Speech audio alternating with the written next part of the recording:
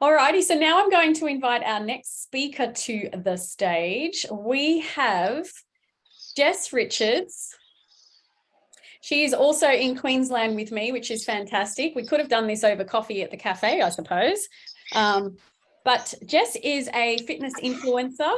She owns a company called Lift Workout. I've definitely been tracking Jess for about 4 or 5 years, I feel. I don't know, the years have just kind of flown by, but I know when you started your Instagram page and you started to get into the fitness world, one of my friends' daughters, now I'm old, went to school with your younger sister and said, oh, Jess Richards is, I'm like, oh yeah, okay. And I was am in the fitness industry, so I'm like, oh, I'll follow this chick as well. And next thing you know, she's all over the Instagrams and helping these women. So you've started to build this company.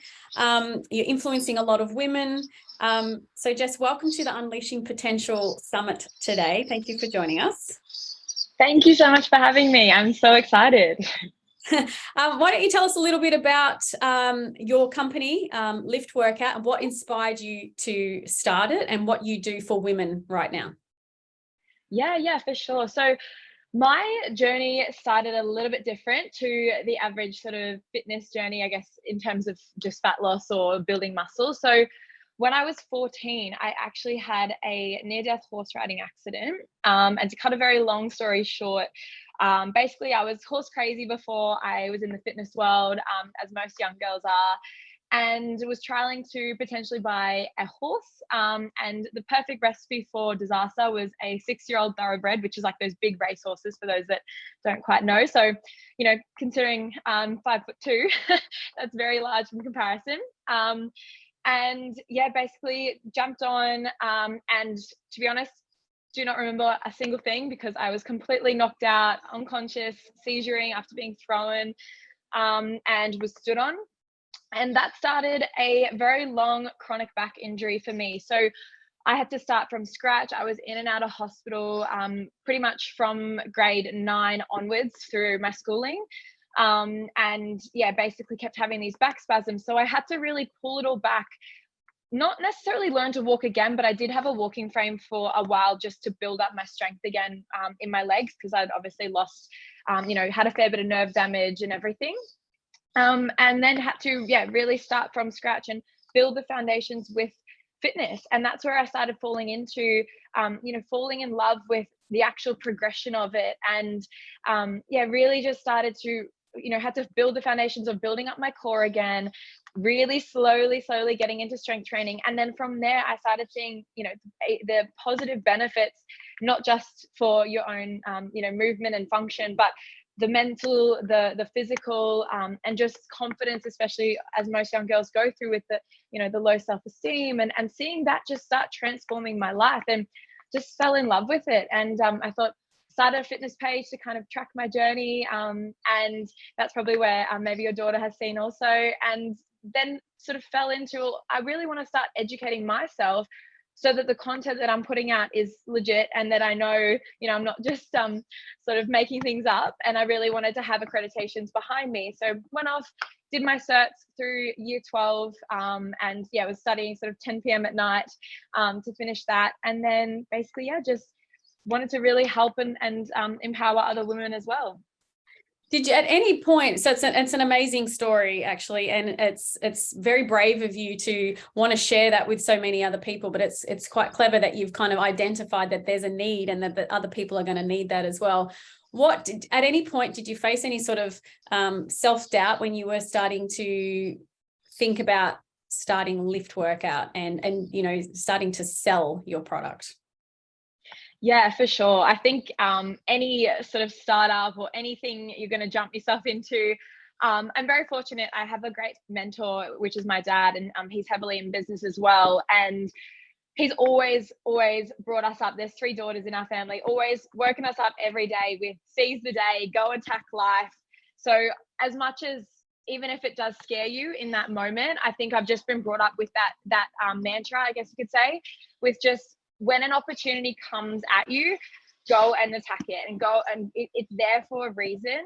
I know sometimes that might mean that, you know, it doesn't quite make sense or it doesn't quite line up, and it, you know, scares the shit out of you, which it did, because I think one of the limiting beliefs I had was, you know, starting my first so I started in female boot camps, and I had this outdoor gym, and you know, had this trailer on the back of my yeah. So I had this, like, it's called a 360 gym, and I put it on the back of my little Jeep, and I was, you know, 18, and just started you know, getting some females into the park.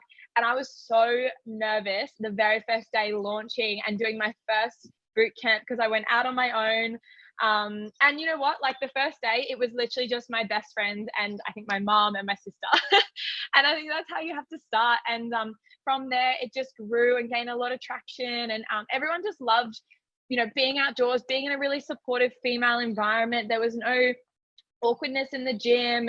But yeah, definitely had a lot of limiting beliefs. You know, what if no one turns up? And to be honest, had those mornings, like, there was mornings that I would be there at 5 a.m. ready for a 6 a.m. class, and had, you know, no one turn up. And that really did teach me resilience, and started to build my character. So even at the time, it didn't quite seem like it was, you know, I guess the best case scenario, but it definitely did. I think you need a few of those sort of humbling moments as well. You know, when I started my gym a little 10 and a half years ago or whatever, I started a boot camp first, just in the local park, because I couldn't get into the facility for a while. Yeah. And I literally went through all the same stuff. There at 5 o'clock in the morning, you got like one person, no persons. I was like, and then, so I've gone through literally the same experience, standing there in the dark, and it's cold. Well, for us, it's cold, standing in the dark, and it's raining, and we're in the mud. And anyway, yeah, I have had that literal same experience. It's quite funny. So then just tell me a time, that if you can think of a time where you've either failed or you've had a bit of a business or personal setback, but what have you done to overcome that and stay motivated to continue chasing your goals? Yeah, for sure. So I also do bodybuilding. So yeah, I'm heavily in, I compete for WBFF. So that same year I started my business, I stepped on stage and did my first show. Pretty much did everything you shouldn't do in a prep, in terms of just didn't have a program, and you know, followed a meal plan, ate fish for breakfast, all those things, where now there's plenty of other much more sustainable methods. And then basically I'm still kind of in this journey, actually, but as everyone sort of experienced a massive wake up call or shift with COVID. So I prepped for 2 years. And for anyone that sort of knows with bodybuilding, it's every single day, every single minute, every single meal, you have to be so disciplined and diligent to the plan. So I did that for 2 years with 3 show cancellations. And one of them was, I was 3 weeks out. I was almost there. And I just remember looking at my notifications when COVID was, you know, really bad at that point. And they're just saying, we have to call the show off. And I was just gutted, because it was, well, probably it was actually more than 2 years of training, but 2 years of dieting. So the amount of stress you put your body through, and I was just broken. And I know it may seem a little bit like, you know, oh, poor me kind of thing. But I guess in that moment, I was just like, yeah, like the amount of work that just went into it. And then I guess I did actually step back, and I really wanted to evaluate myself and go, why is it that I'm doing this, and is it for the right reasons, and let myself fall in love with it again, and just fall in love with fitness again, because I did go through a point, almost like, I guess, PTSD from it a little bit. And I took a year off for the past year, and I've just recently gone back into another prep and ready to come back, and actually probably similar to my mentality from my riding accident, was just get back on the horse. And I feel for a lot of it, it's proving to myself that I can do it.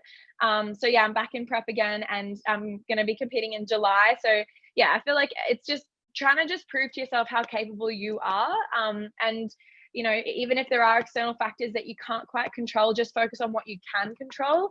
And yeah, really try and, you know, learn from every experience. And I know it's cliche to say, but everything happens for you, and life happens for you. So if anything, you know, at least now I get to come and bring a more competitive package to the stage this year. So yeah, I imagine you're going to be quite determined. I do follow you, as I said, like all of our speakers actually, but I remember when that happened for you. You did pull off a really good photo shoot though.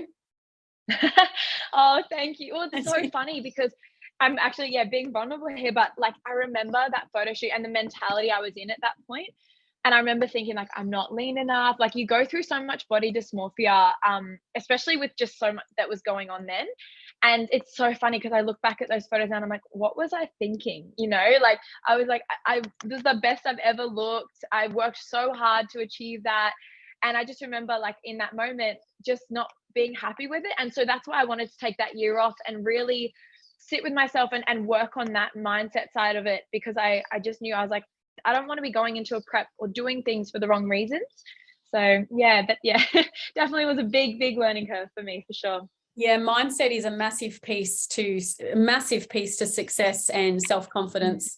And we'll be talking to a speaker after you, I believe, that's going to talk to us a little bit about that.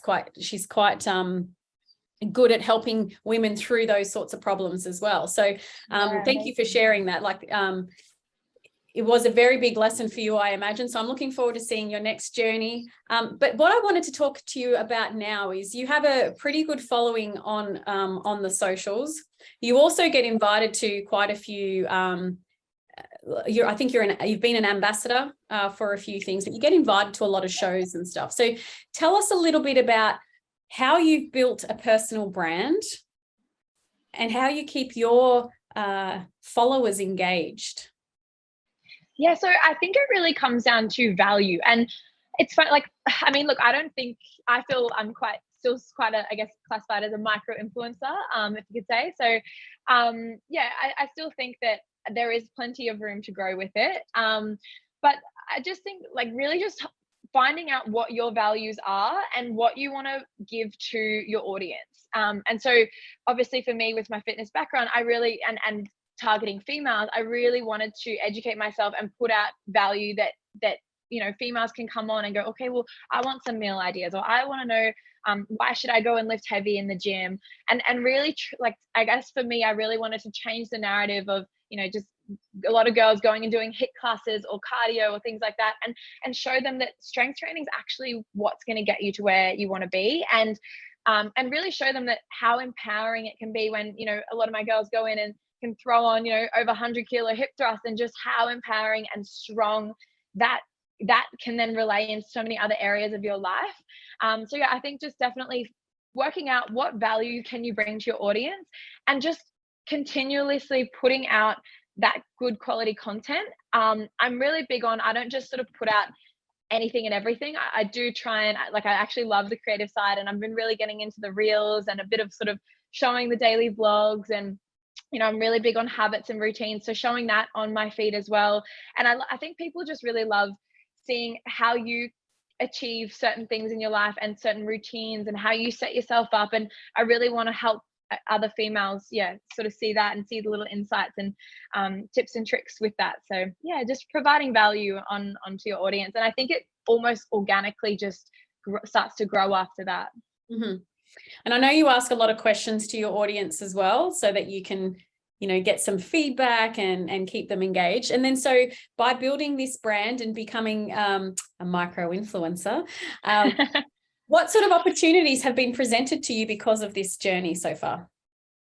Yeah, it's been amazing. So basically the speaking events you were talking about, so I work with VPA, so they're a supplement company. They're Australian based, actually Brisbane based as well. And yeah, I was really fortunate. I've now ran a few of their events running their workouts. So it's just been really great. The most recent one we actually had on the weekend, and it was a female festival, they called it, and just they had a few different panel speakers, and then I got to run the workout for them. So it's really created opportunities that I guess it just helps you kind of get your personal branding out and your message out, and I'm just passionate about connecting with a real, you know, a large female audience, which is why when you even came to me with the invitation, I was like, of course, I would love to speak to another audience and yeah, hopefully provide value for sure. Yeah, excellent. And well, it's inspiration to other people as well. Like, I mean, you've already said a few things that have resonated with me, that it's, you know, being vulnerable and things like that. I'm like, yeah, we've got, because we all have it, but we're afraid to share our story sometimes. But I think it's important for other people to connect with you, you know? So I'm going to go back a little bit to when you first started, you started with your little trailer and you did did you say 360 boot camp? Is that what he was? Yeah. So yeah, it was like a outdoor trailer that I could just attach to the car. So then you've obviously expanded since then. So what made you, what kind of came to you and then allowed you to grow your business, and what pivoted you towards going online the way that you have? Yeah, so I think I'm a big believer in taking time to work on your business, not always just in your business.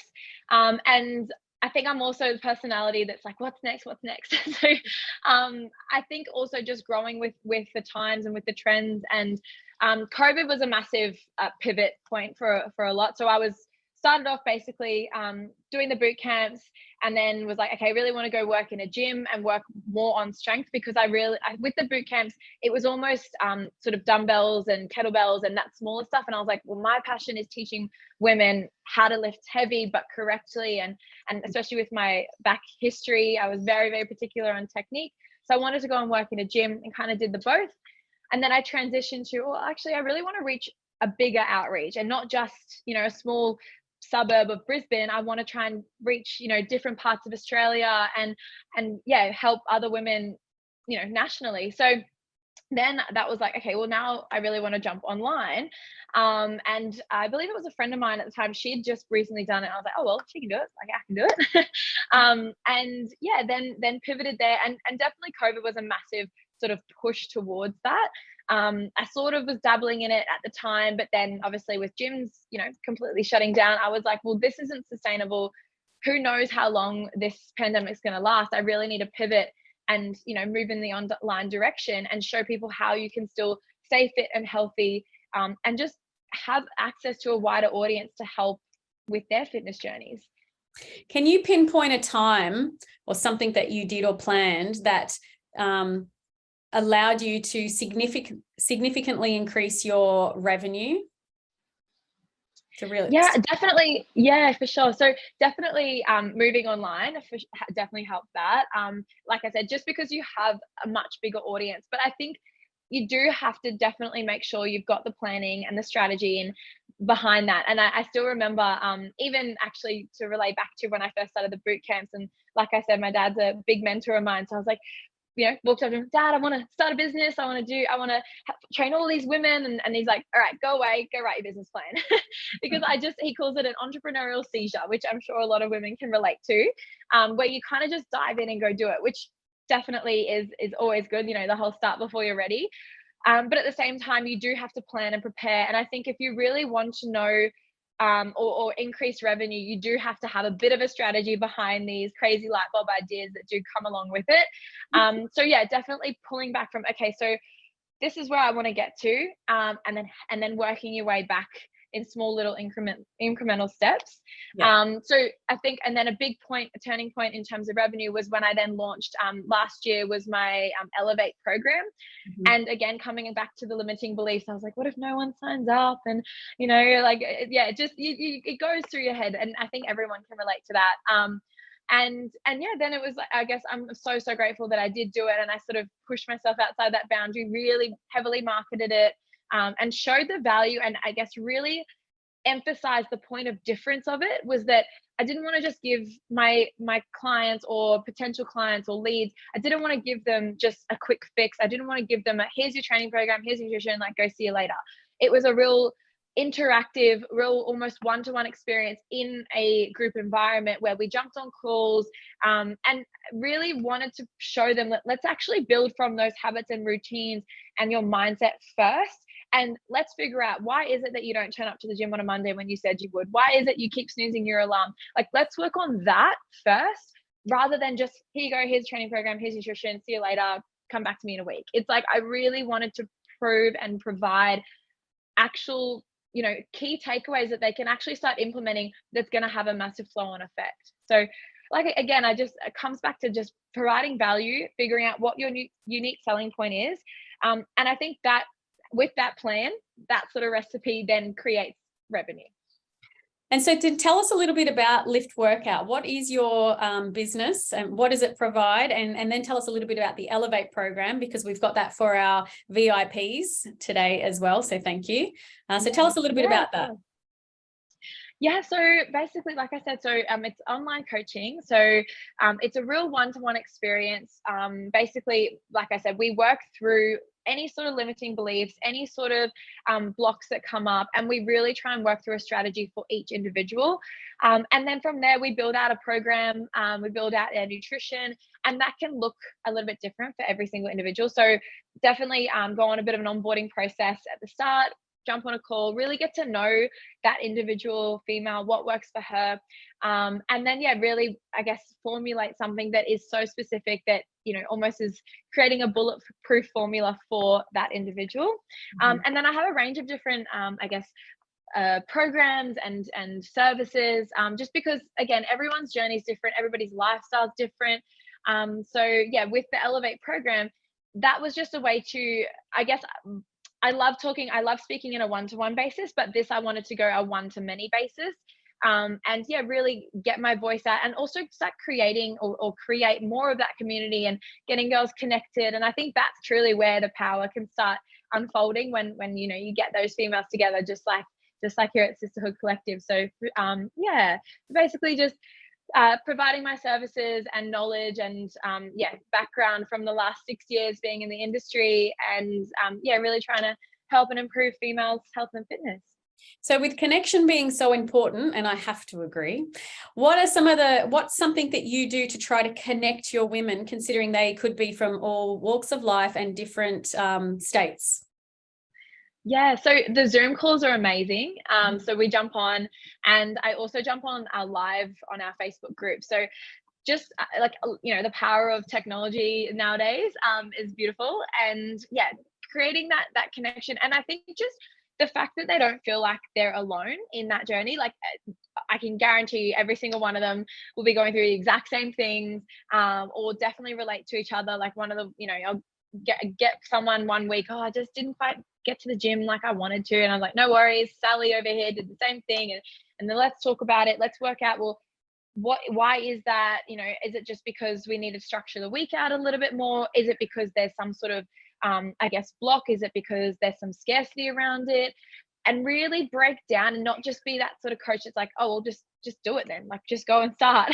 It's like sometimes it's a little bit more than that. And yeah, I just really believe that you know, sometimes you've got to ask a few more questions and reflect. And your fitness journey, it's so individualized, and that's why I'm just you know, so passionate about really working in that one-to-one space. But yeah, with the Elevate program, I really wanted to sort of bring that same element, but in that collective group where they can all kind of relate. And yeah, one might ask a question that the other was thinking. So yeah, really great to have them all together. I can certainly see you're extremely passionate about health and fitness and really sharing that experience with women to help them see, you know, success in that space for them, which is so good, because we need, you know, we all need that support. We need that accountability. And sometimes we just need someone to walk the walk with us to get us across the line. Look, Jess, appreciate your time today. Thank you so much for coming and joining us for the Unleashing Potential Summit. We are going to take a 5-minute break here so people can just quickly grab another coffee or a cocktail if you're overseas. And then we'll come back on at 8 o'clock and we'll start with Jody on stage. So we'll see you guys shortly.